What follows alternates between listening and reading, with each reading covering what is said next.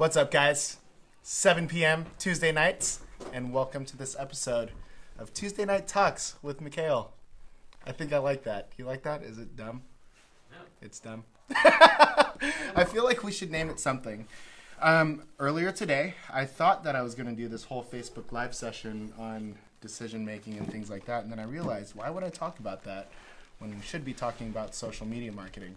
Actually, Aaron today took a pitch from a social media company, not even close to a competitor, which is kind of crazy. Not even close to a competitor. And as we were listening through it, and this person's actually talking about social media marketing and what the company could do for another company, it hit me that there's a lot of misconceptions as to what's actually considered social media marketing. This angle is kind of weird, but I'm going to keep it for right now, looking up like this.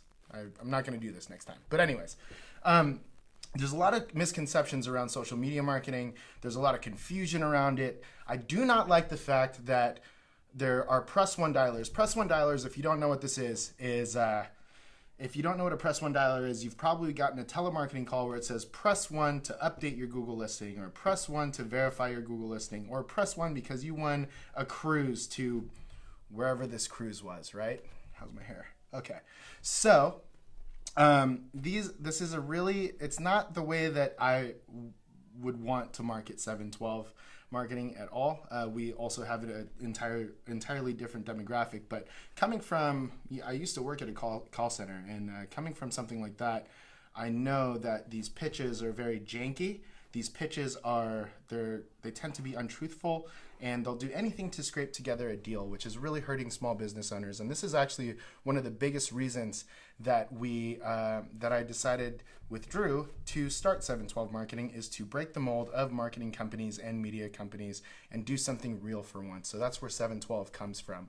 So as I mentioned earlier, we're going to be talking about what content development is, what community management is, if Snapchat is a viable marketing tool for you. And then in addition to that, what you should ask your social media marketer, or what you should ask a potential social media marketer before actually hiring them. So thank you to everybody that's joined in. Barbara, what's up? Francie, I see you said what's up. Anthony, thank you so much for checking in. I'm going to open this up for a live QA as well. I'm going to try to get to all of them. The phone is a little bit further away from me than usual, so it might be a little bit more difficult for me to read the questions, but I'm really excited to do this. Bruno, what's up? I was actually just talking about how we used to work at a press one call center type thing, or I used to. Bruno, who's actually checking in right now, taught me a lot about what I know about sales now, and taught me that taught me really how to handle conversations and be truthful, and being able to, there's a stigma around salesmen that, it's kind of a slimy business, but there is a very good way to sell any service or product, and it's just by being truthful and transparent in what that service or product actually is. So again, the first thing that we're going to be going over today is what is content development and what is community management. Social media marketing is not just tweeting out. It's not just posting to Facebook. It's not just hashtagging an Instagram post or anything like that. There's a lot more to it, and a lot more that's involved. In the past, we used to take on clients, and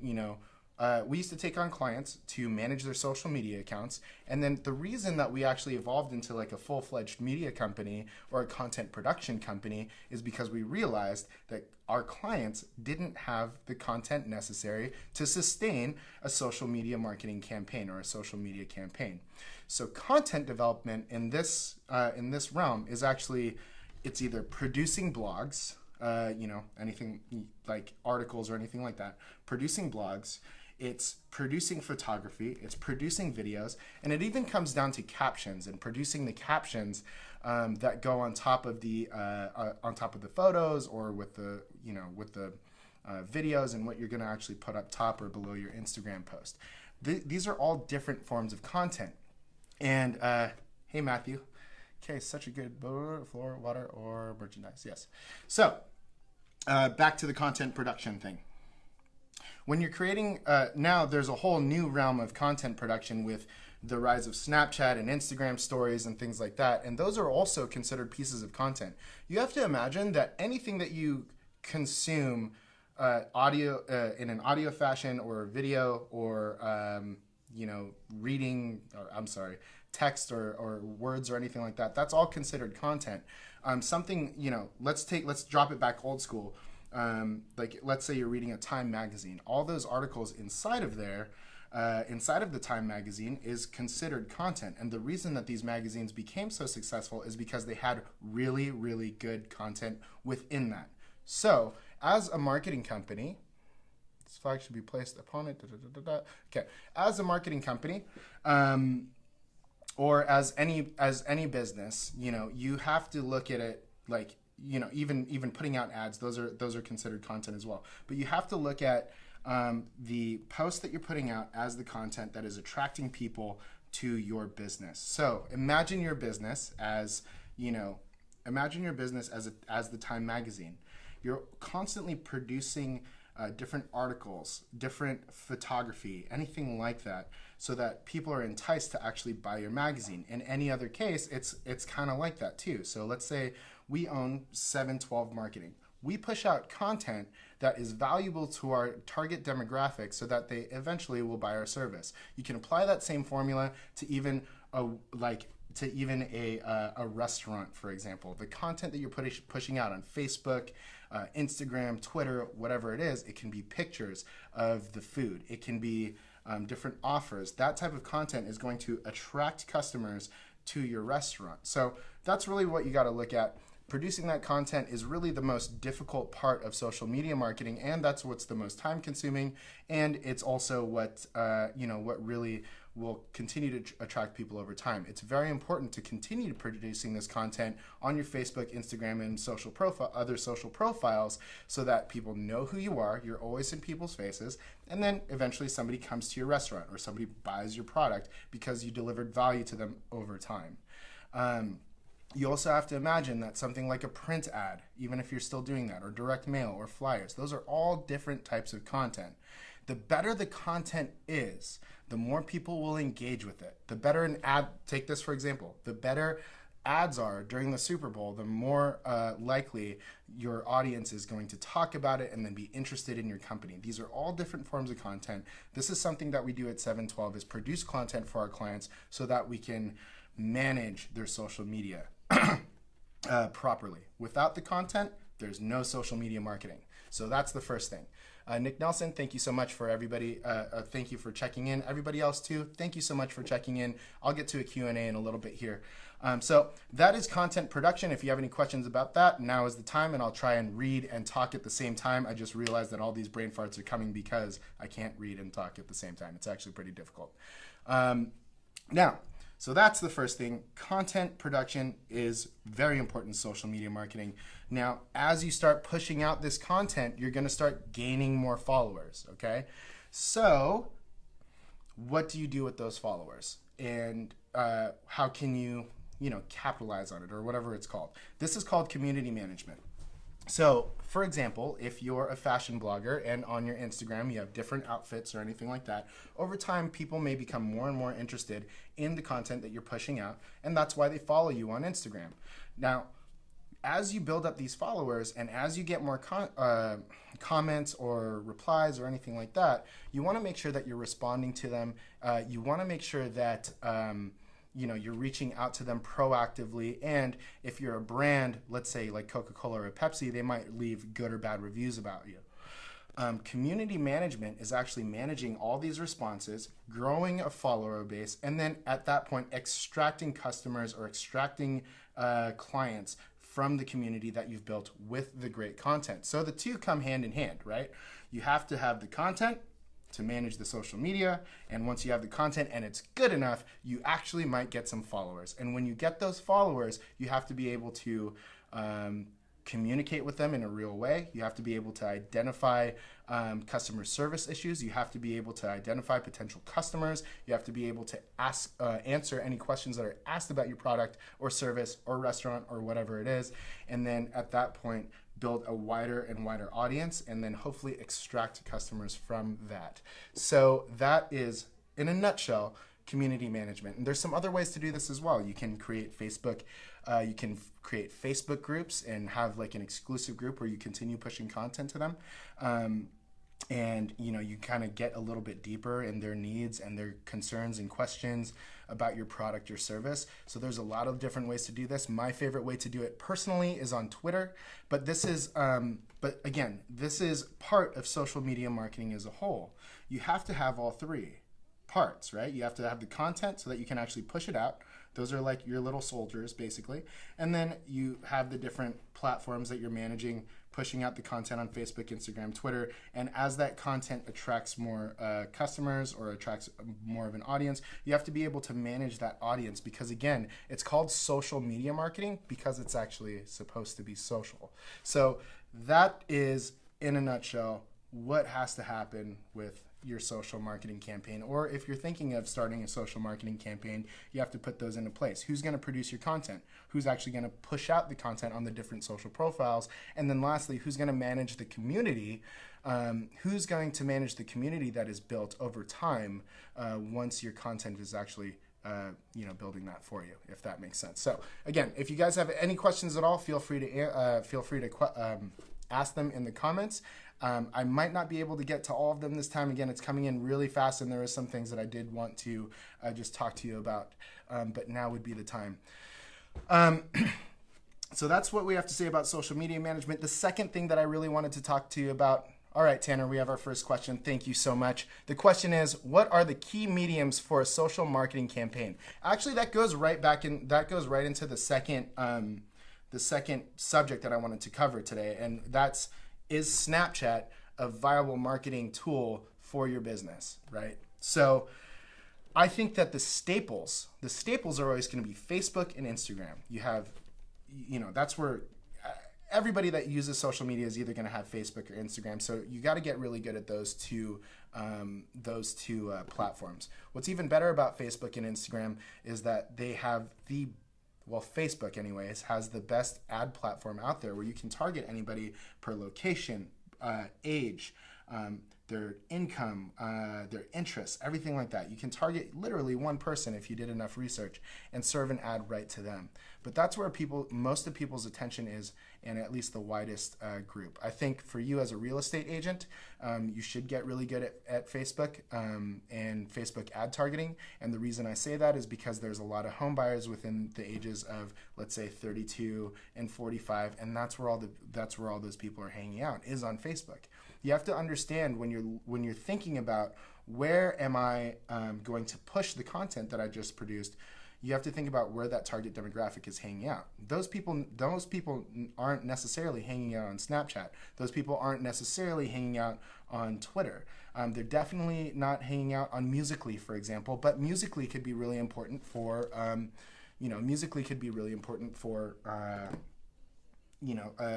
like, I don't know, lip balm or toys or something like that, or like a juice box. So you got to just think of, where's my target audience, and how do I produce and how do I connect with them? At the very least, everybody should be on Instagram. Everybody should be on Facebook, especially if they're marketing their business. So that kind of goes into Snapchat. Again, thank you so much for the question, Tanner. If there are any more questions about that, thank you so much for everybody joining in, but feel free to start the conversation. I'm just going to keep jabbering until somebody asks something. But everybody that's in here, thank you so much for checking in. I know you could be doing anything else at 7 p.m. on a Tuesday. It is Taco Tuesday, so I appreciate that I have a little bit of your time. So let's talk about Snapchat for a little bit. I think about 6 months ago, before Instagram Stories came out, or maybe it was longer now, before Instagram Stories came out, I myself was really loud about Snapchat. I was 100% all in that this was the place that everybody needed to be to grow their business, to grow, to do some business development. And in a lot of respects, I actually still stand by that. But for example, just as I was talking about, you have to understand where your target demographic is. You have to think, is Snapchat really a place that you want to be promoting your product? It might be cool if you have, for example, for you, Tanner, if you have friends and family that are following you, or friends of friends that are following you on Snapchat that are in the age demographic of home buyers, you're not an agent yet, I get this, but that aren't in home buyers yet, and you can give tours through Snapchat. That's really cool. But I think that there is an importance to having a presence on Snapchat so that when that demographic does age up, if it does age up, you're already there and people know that you're there. But more importantly, I really think that you should be on Instagram for a lot of reasons. Instagram is essentially public. If you make your profile public, it's really easy to find you. You can do a search and you can find random people. You can even search by tags or industry to find somebody, and then you're more available there. And you can also find other people to market to and to connect with on Instagram, as well as Instagram stories. With Snapchat, that's not necessarily the case. It's very difficult to break out of the network or the people that are already following you, and in addition to that, it's hard for people to find you as well, especially if you have a handle, for example, that doesn't match the rest of your handles, and you can only change it once with them. So those are some little things. But in addition to that, I mean, primarily on Snapchat, we're seeing anywhere between the ages of 18 and 30. Does your target demographic actually stick there? We have a second question here from Sergio. If you share knowledge and expertise with your audience, you might lose some clients. Is it worth it to take the risk? That's funny that you say that. We actually had a long conversation about this here at 712. I do think that you are taking a little bit of a risk of sharing my information or my thoughts on this. I think that there is a little bit of risk that you're going to lose some clients. With that being said, for our particular business, we're a service-based business. So anything that we do is something that you can research on Facebook, you can research on Google, you can practice long enough on Facebook, Instagram, Twitter to do social media marketing. You can go out and buy a camera, or you can go out and start, writing content and posting it on different blog spots and everything like that. Yes, everything you do there is a risk.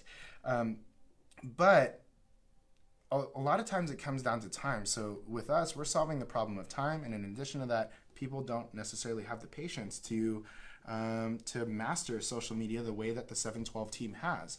In addition to that, we're also offering a solution for people where, we're offering a solution where they have the resources of a copywriter, they have the resources of a community manager, of content developers, and then in addition to that, the strategy that comes with everything too. So they're essentially getting a whole marketing department,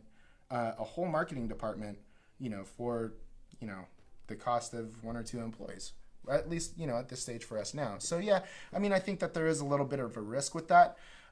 With that being said, I think that pushing out content like this, or, in sports or anything like that, even if you wanted to be let's say you wanted to be a soccer coach and you started doing video tutorials on how to dribble a soccer ball or how to play soccer better. I don't know anything about soccer or sports for that matter. The cyberverse is large enough for all businesses and all industries. Risk is low in my professional opinion. I like that. But here's what it does: is it establishes you as an industry expert, and if you can do that, you have a better chance of gaining new clients. So I'm just going to scroll down a little bit. Ralph, thank you so much for the comment there. I agree with you. Jennifer says, I work in property management for an apartment complex. Do you think Snapchat would be an appropriate...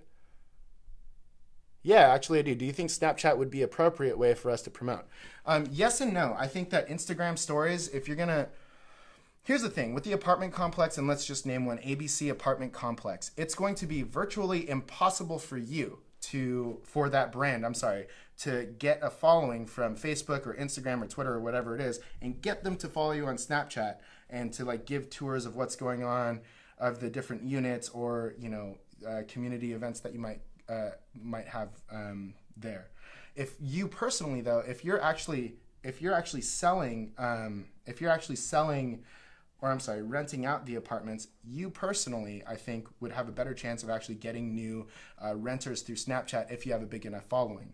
So yes, there's a little bit there, but let's say you have 100% of your time and effort dedicated to either Snapchat or Instagram stories. I would say that you give 90% of your attention and your efforts to Instagram stories. okay? What you could do as well is you can actually download your snaps and you can upload them to Instagram stories as well, and you're kind of killing two birds with one stone. But again, I would focus more on Instagram stories. There's far more attention there. The engagement is much higher, and yeah, so that's my answer to that. I wouldn't, for marketing at this stage, unless you already have a big following and getting them over to you, Snapchat is really a tough one, Javier asked, do you recommend to ask for the like, comment, and share? Yeah, every so often. I mean, even with something like this, you gotta like deliver enough value to ask for even a share. It's crazy what's happened. Curious with your expertise, yes. It's crazy. That's exactly what we do on Instagram stories. Perfect. I'm glad. Thank you for asking. Javier asked, do you recommend asking for the like or comment and share? Yeah, I do recommend it. Again, sorry, backtracking a little bit. I think that you actually have to deliver value over time and show that your content is good enough. Just because you're pushing out a piece of content and asking them to share it doesn't mean it's actually going to happen. And I don't recommend doing it all the time because it comes off cheesy. It's like, you know, somebody's overselling. It's like the guy that asks out the girl 100 times after she said no, or there's been no like value delivered before that. You know what I mean? So yeah, do it every so often, but you just got to time it right, you know? I think what's good if you're going to ask for a share is, you know, you got to deliver value to them first. You got to show that you like them first before they're willing to share your stuff. I've been fortunate enough with you guys that a lot of you are sharing this content, so thank you so much for that. But again, it just comes with time. I do think that every so often you should ask for that, especially if you don't have a big ad budget. Sharing it, reposting, things like that are a very easy, cool way and cheap way to get more reach. So yes, you should be asking that more often. Miguel, thank you so much for sharing the video. I really, really appreciate that. And everybody else that has shared this content, I really appreciate that too. Your support is very much, I mean, man, I really can't believe it. And thank you guys for hanging in. Thank you for asking those questions. I'm going to get on to the next subject. If you guys do have any more questions, feel free to ask them, and I'll definitely get to them. So the third topic that I wanted to cover tonight was what to ask your social media marketer or potential social media marketer. You know, if you're looking to hire an agency, or if you're looking to hire somebody in-house to do social media marketing for you, thank you, Javier, for sharing this. I really appreciate it. Or if you're looking to hire somebody in there for you, social media marketing for all the small business owners or big business owners, again, it's not as easy as just posting random stuff to Facebook or Instagram. It's not as easy as just tweeting out something every so often. Yes, there's a certain aspect, if you did have all that content before, where you can just push it out. But there is a method to the madness. Thank you, Miguel. One of the, you know, you have one of the questions that you should probably ask your social media marketer is, where do you plan on marketing my business, and why do you feel like that would be effective? For example, if any person were coming into, let's say, the property management, and they were going to be, or the apartment complex, and they said, hey, I want to be the social media marketer for this complex, you ask them, well, exactly what you asked. Would you use Snapchat? You should kind of already know this answer, or at least they have to give you a viable answer or a good answer as to why they think that's a good place for you to market yourself. You should also be asking them, what is your experience with Facebook ads, for example? Facebook ads are very important. If you have a business page, you almost have to use ads to reach anybody that's outside of the people that you worked with. So ask them what their to reach anybody that doesn't already like the page. And even if it does, take note that when you post something on a business page on Facebook, you're probably only going to reach 1 to 2% of the people that already liked your page organically. So you have to be using Facebook ads. Ask them if they are well versed in Power Editor. Anybody can boost a post. It's really easy to do that. Power Editor is like the third rung of the complexity of Facebook ads. There's also the Ads Manager too, and the targeting. So ask them questions like, are you familiar with Facebook ad targeting? Are you familiar, or how do you use Instagram stories? You know, those are things that are very important, and at least in this phase of social media marketing, that every social media marketer has to know. Another good question to ask them is, what are your writing skills like? You know, have them give you an essay or something like that, because the caption the copy that goes in the captions on your Instagram posts, on your Facebook posts, on your ads, the scripts that are going to write, those are just as important as how good your picture actually looks. Do they have any photography experience or anything like that? Ask them to show you their Instagram page. I know that sounds crazy, but that's something that we do here is like, let me see your Instagram page. How do you use it? Ask them, how do you use hashtags to actually market to new customers? So those are all questions that you could ask. I think I see here that there was another question asked. I'm being a CMO. CMO. Okay. Matthew Bojerski asks, how do you determine what to create content for? Any ideas for researching trending topics or for a website? Very easy. I would go on Facebook. On Facebook, for example, if you're looking for a desktop, if you look at your newsfeed on the right-hand side, it actually already has trending topics for you. So that's one way to look. Another way to look, and my favorite, is Twitter for trending topics. Once you go to search, it'll actually pull up automatically all of the trending topics that are going on. Another thing that I recommend that you do to start creating content and relevant content is sign up for something like Google Alerts. You can actually set up Google Alerts, and every morning or every 2 days or however you set it up will send you specific articles and specific content based around the criteria that you say. So if you wanted to create content around search engine optimization, around digital marketing, around video production, you can actually set up Google Alerts to send you the latest articles on those subject matters, and then you can create content around that. So that's what I would do. All right, guys. What's up, Matthew, Michelle? How you doing? It's good to see you guys. Very good to see you guys. Any more questions to ask the social media marketers? I mean, there's a ton of things. I would also recommend that you ask them sometimes very basic things like, what are your thoughts on Instagram versus Snapchat? How would you, the number one question I would ask them is, how do you intend to create content for this company, for this business? Are you going to be taking photos for us? Are you going to do videos for us? Are you going to be writing articles for us? What type of content are they actually going to produce? That's the most important thing. You can't manage social media without enough content. It goes stale. You may think that you have 100,000 or you might think that you have 100 pictures and that's going to last you forever and that's a ton of photos. But you have to understand, a lot of times, look through your phone right now. Well, actually don't look through your phone right now, especially if you're watching this. But if you look through your phone when you're off of this, you look at it and you look at the last selfie that you took with your girlfriend or your friends or anything like that. There's probably like 10 to 15 photos that you took to get that one shot. So when you look at your like 10,000 photos that you have, maybe a third of those are any good to actually use if you're lucky. But then in addition to that, you have to think like, wait, are 100 of these pictures of the same thing? And then how is that going to translate over a long period of time?